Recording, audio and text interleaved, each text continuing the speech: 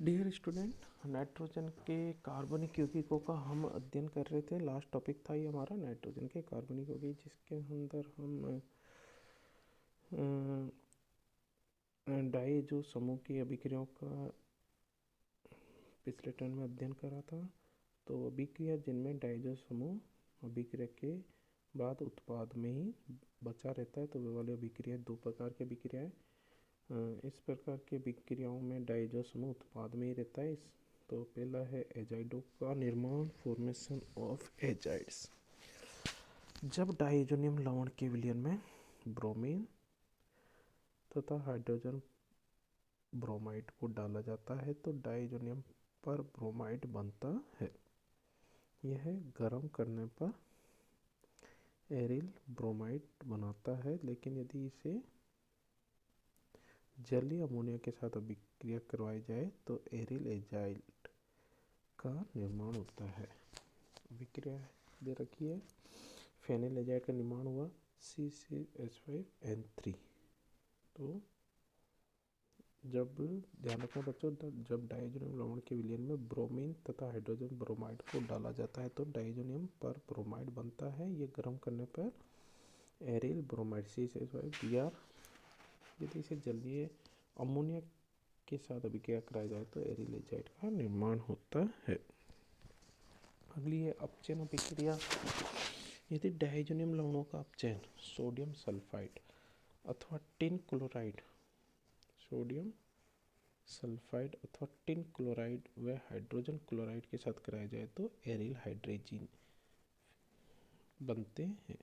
CCl2NCl। तो phenyl hydrazine hydrochloride का निर्माण होता है CCH5NH2HCl।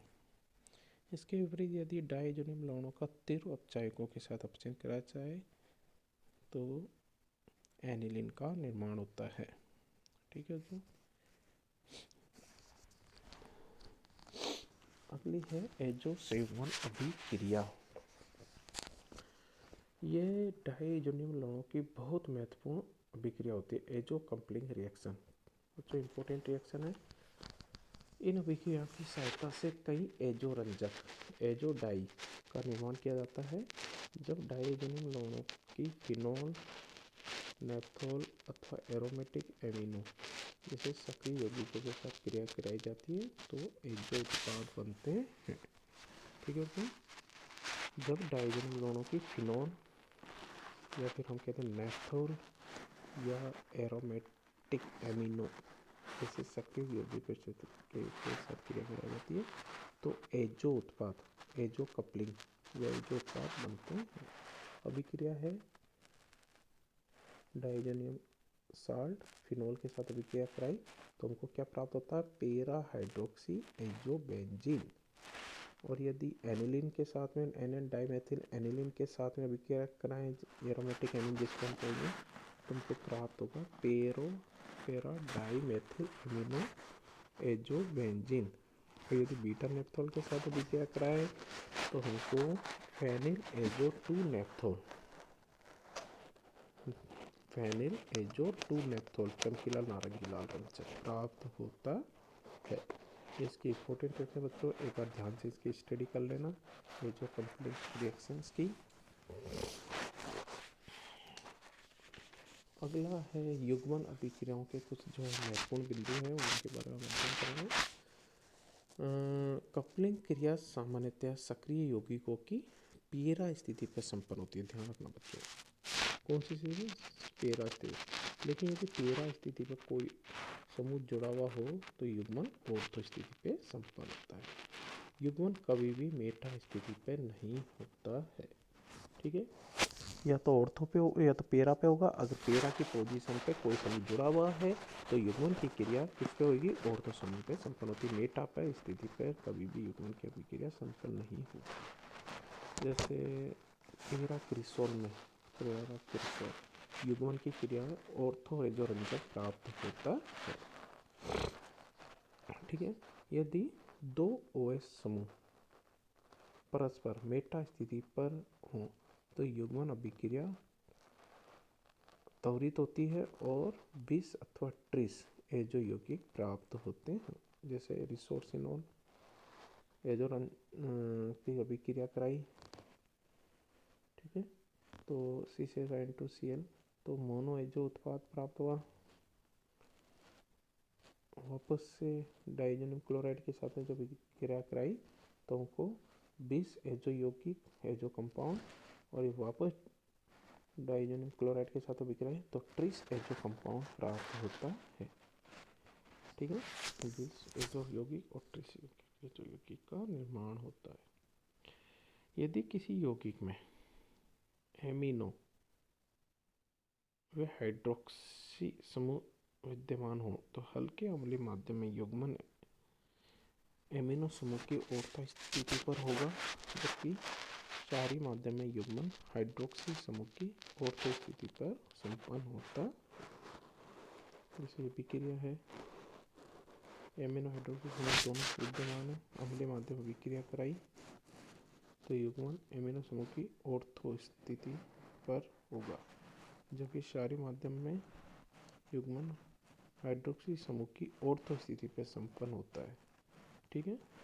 तो 2-फेनिल एजो 4 एमिनो फिनोल का निर्माण हुआ क्षारीय माध्यम में, और अम्लीय माध्यम में 3-फेनिल एजो 4 एमिनो फिनोल का निर्माण होता है।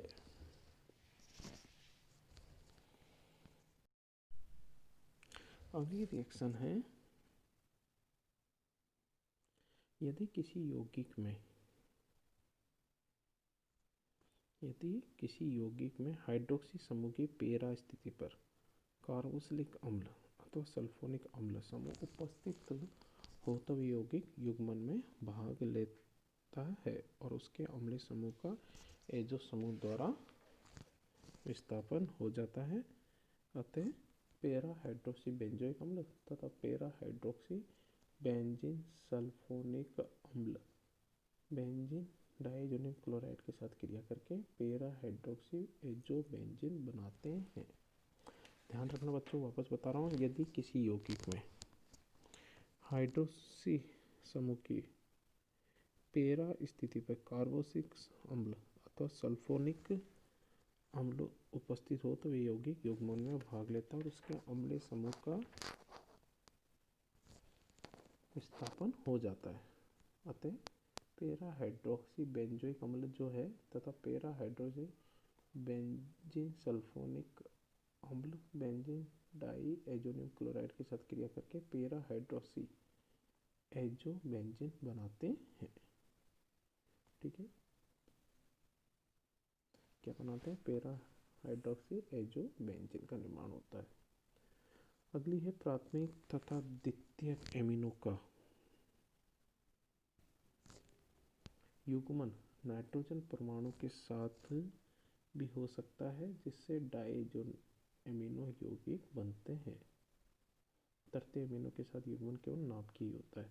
ध्यान रखना बच्चों, प्राथमिक तथा द्वितीयक एमिनो का युग्मन नाइट्रोजन परमाणु के साथ भी हो सकता है, जिससे डाइजो एमिनो यौगिक बनते हैं। डाइजो एमिनो बेंजीन का निर्माण हुआ और इसको 30 से 40 डिग्री सेंटीग्रेड तक गर्म करने पर समविकरण हो जाता है, तो क्या प्राप्त होता है? पेरा एमिनो एजो बेंजीन का निर्माण होता है। तो बच्चों ये हमारा लास्ट टॉपिक था, नाइट्रोजन के कार्बनिक यौगिक। तो हमने ऑर्गेनिक केमिस्ट्री आज हमारी फिनिश हो गई, ख़त्म हो गई। ऑर्गेनिक केमिस्ट्री के अंदर सारे टॉपिकों का हमने अध्ययन कर लिया। अब हम ऑर्गेनिक केमिस्ट्री के बाद में अगला टॉपिक लेंगे इनऑर्गेनिक केमिस्ट्री, ठीक है।